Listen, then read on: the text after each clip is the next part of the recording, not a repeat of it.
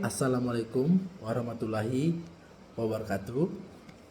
Perkenalkan, nama saya Arif Muharman dengan NIM 240401020181. Pada kesempatan UAS kali ini, saya akan membawakan topik dari sesi ke-11 dalam mata kuliah analisa berorientasi objek, yaitu tentang interaksi manusia dan komputer. Topik ini sangat penting karena menyentuh bagaimana manusia sebagai pengguna berinteraksi langsung dengan sistem yang kita rancang.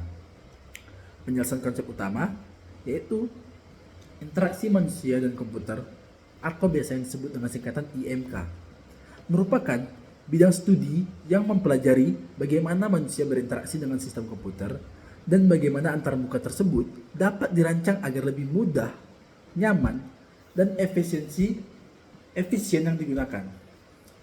Fokus utama dari IMK atau interaksi manusia dan komputer adalah menciptakan unsur interface yang intuitif, mudah dipahami, dan minim kesalahan saat digunakan.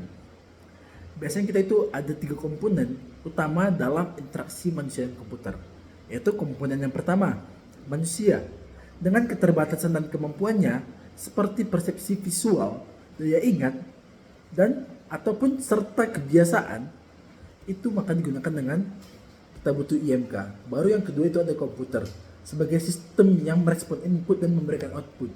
Baru yang terakhir interaksi yang terjadi melalui perangkat input dan output seperti keyboard, mouse, touchscreen, hingga voice recognition. Dalam interaksi manusia dan komputer juga dikenal konsep metafora, yaitu cara menyederhanakan interaksi dengan sistem komputer menggunakan pendekatan kiasan. Di sini saya akan menjelaskan metafora yang umum. Metafora dialog, salah satu metafora. Interaksi umum, interaksi seperti percakapan antara manusia dan sistem. Baru metafora manipulasi, langsung seperti drag and drop pada sistem desktop.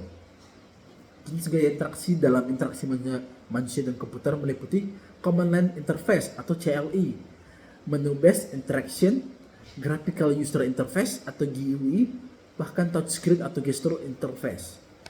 Prinsip desain antarmuka yang baik dalam IMK adalah lain, yaitu konsistensi, tampilan, dan perilaku antarmuka seragam. Umpan balik, sistem memberikan respon yang jelas terhadap aksi penggunaan. Baru pencegahan kesalahan, desain yang meminimalkan mungkin terjadinya error. Contoh aplikasi dalam kehidupan nyata ataupun contoh nyata dari penerapan interaksi manusia komputer bisa kita lihat pada aplikasi mobile banking.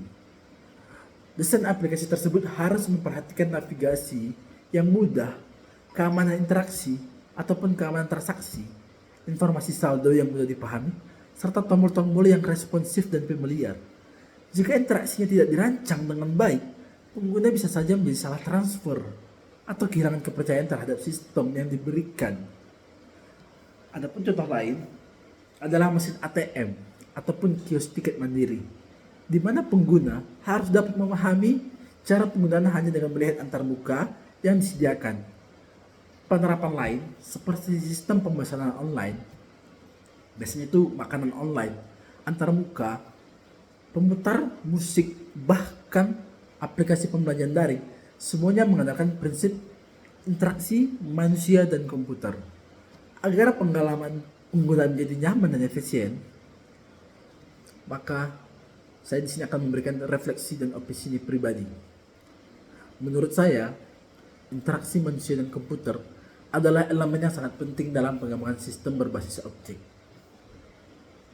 Sebagus apapun struktur sistem kita, jika penggunaan tidak mengoperasikannya dengan mudah, maka sistem tersebut akan gagal digunakan secara optimal. Sebagai calon analis sistem atau desainer perangkat lunak, memahami prinsip-prinsip interaksi manusia komputer akan sangat membantu kita dalam merancang antarmuka yang bukan hanya berfungsi dengan baik, tetapi juga disukai oleh pengguna. Oke, di sini kesimpulan dan penutup yang akan saya sampaikan sebagai kesimpulan ialah interaksi manusia dan komputer merupakan aspek penting yang tidak bisa diabaikan dalam pengembangan sistem modern. Pemahaman mendalam tentang penggunaan alat yang digunakan, serta bagaimana interaksi terjadi akan menentukan keberhasilan suatu sistem. Terima kasih telah menyimak presentasi ini. Semoga bermanfaat. Saya tutup dengan wassalamualaikum warahmatullahi wabarakatuh.